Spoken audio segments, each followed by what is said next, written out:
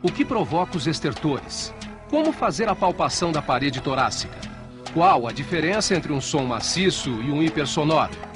Nesse terceiro programa da série Entrevista e Exame Físico, veremos os procedimentos propedêuticos, além de vários assuntos importantes ligados ao exame do aparelho respiratório. O exame do aparelho respiratório é realizado seguindo-se os passos propedêuticos de inspeção, palpação, percussão e ausculta.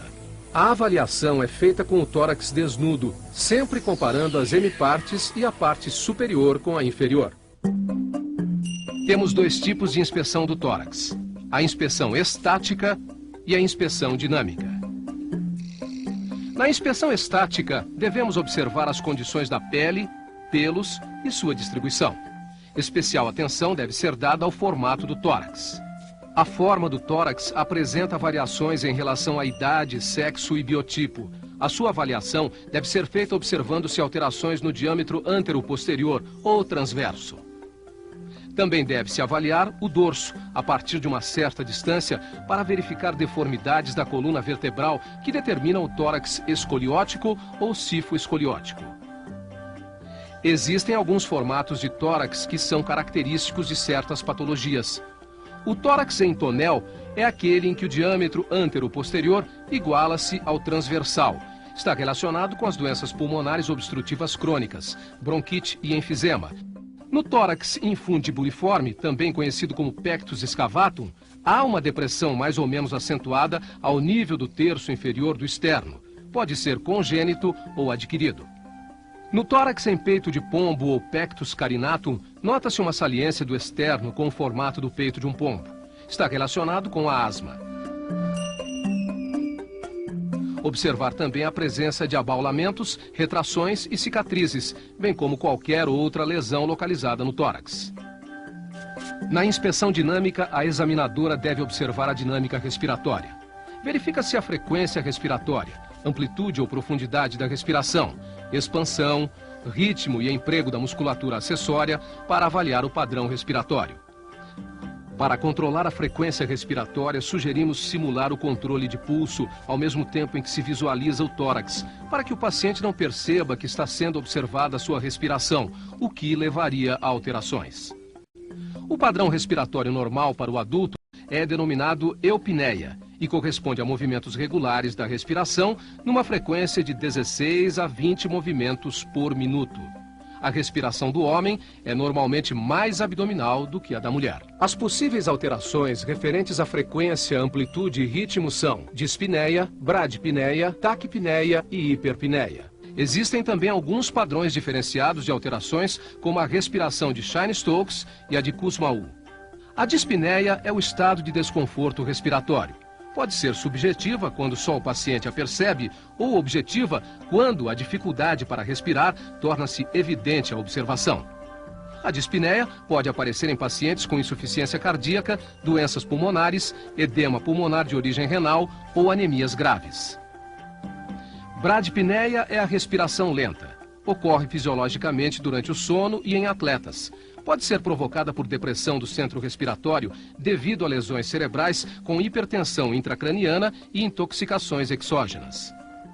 A taquipneia é a respiração rápida e superficial e aparece em algumas condições patológicas como a febre e lesões pleuropulmonares diversas. Hiperpneia é a respiração rápida e profunda, que é fisiológica após exercício intenso. Pode ser causada por ansiedade, acidose metabólica ou lesões neurológicas. A respiração de Cheyne-Stokes é também chamada de dispneia periódica, onde períodos de respiração profunda alternam-se com períodos de apneia. Pode ocorrer em recém-nascidos, cujo centro respiratório encontra-se imaturo, ou em pacientes com insuficiência cardíaca grave, acidentes vasculares cerebrais, traumatismos crânioencefálicos e intoxicações por barbitúricos ou opiáceos. A respiração de Kussmaul está associada a distúrbios metabólicos como a cetoacidose diabética, uremia e acidoses de outras causas. Caracteriza-se por inspirações rápidas e amplas, intercaladas com curtos períodos de apneia e expirações profundas e ruidosas. Este padrão lembra o de um peixe fora d'água. A tiragem ocorre quando a passagem de ar para um ou ambos os pulmões é dificultada ou impedida, levando à depressão dos espaços intercostais. A localização da obstrução determina a amplitude da área de tiragem, que pode ser restrita, unilateral ou bilateral. Para realizar a palpação da traqueia, a examinadora posiciona o dedo polegar da mão utilizada na palpação em um dos lados da traqueia e os demais dedos do outro lado. A traqueia é suavemente deslocada de um lado para o outro, ao longo de toda a sua extensão, pesquisando-se a presença de massas, crepitações ou desvio da linha média. Normalmente, a traqueia apresenta discreta mobilidade, retornando rapidamente à linha média após ser deslocada. A parede torácica é palpada com as mãos espalmadas, que são posicionadas contra o tórax do paciente. Associada à inspeção, a palpação é essencialmente eficaz na avaliação da simetria e amplitude do aparelho respiratório. Por meio dela, avalia-se também a presença de crepitações, dor, massas, edema e frêmito palpável. Para avaliar a expansibilidade, a examinadora coloca as mãos espalmadas na face posterior do tórax. À medida que o paciente inspira, as mãos da examinadora devem deslocar-se para fora e para cima, simetricamente.